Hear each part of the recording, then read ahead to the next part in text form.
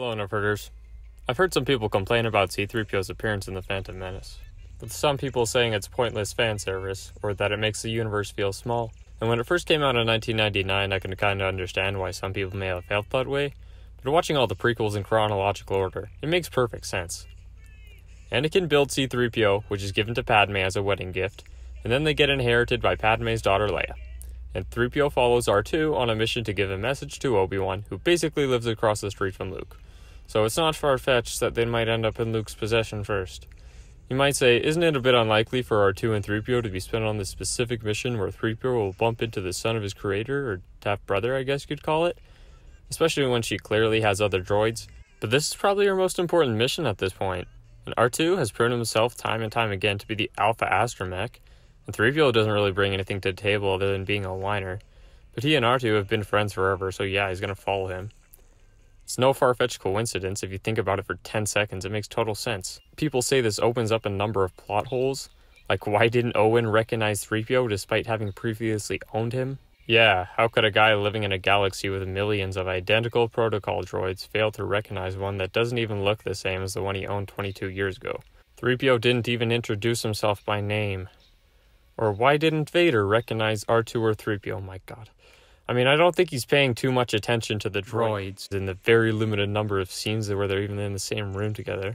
But even if he did, what do you expect him to do? Just be like, hey 3PO, it's me Anakin, your former master, and reveal his identity in front of literally everyone? And there is a comic in Legends where Vader briefly has a moment alone with the disabled C-3PO. He does recognize him and has a bit of an emotional moment, but he doesn't have a complete change of heart and just let the rebels go and team up with them just because they own the same droid. It's not a Zack Snyder movie.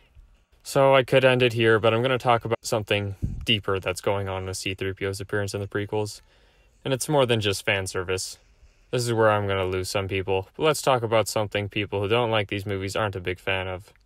So Anakin builds 3PO for his mom, and after her death, the droid is given to Padme.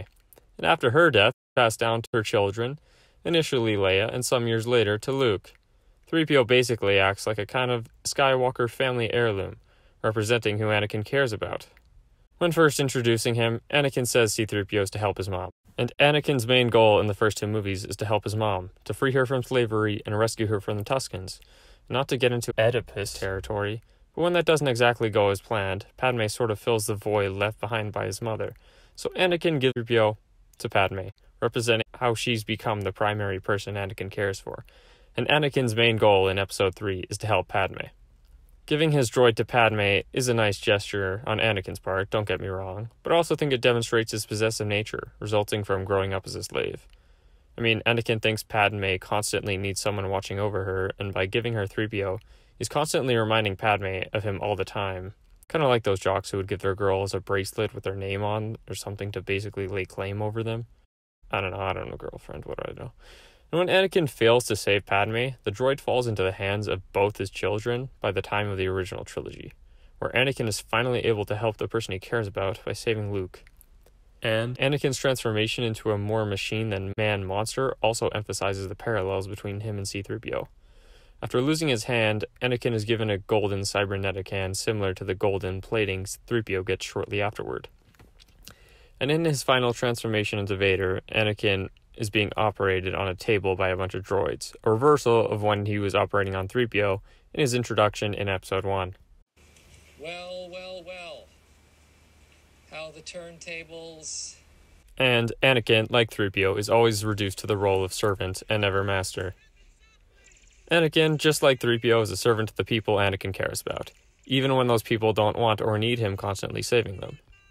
A lot of people dismiss 3PO's whole episode in the droid factory as kiddie humor, and yeah, it is comic relief, but again, there is a purpose here. 3PO briefly becoming a violent battle droid could represent Anakin getting his first taste of the dark side in Episode 2. Or it could even be a microcosm of what's about to come in the following movies. Just as 3PO represents his owner Anakin, R2 represents his master Padme. Just as R2 is the MacGuffin in Episode 4, Padme is the driving force of the prequels. In Episode 1, she is needed to sign the treaty. She's trying to be assassinated in Episode 2, and Anakin's whole goal in Episode 3 is to save her from death. So when R2 pushes 3PO off the edge in Episode 2, could symbolize Anakin's attachment for Padme, pushing him over to the edge of the dark side. But R2 also restores 3PO's memory, maybe symbolizing how his caring for Padme and subsequently her children brings him back from the dark side. Maybe I'm just going crazy. But something similar to Episode 2 happens in Episode 5, as the Maker himself explains.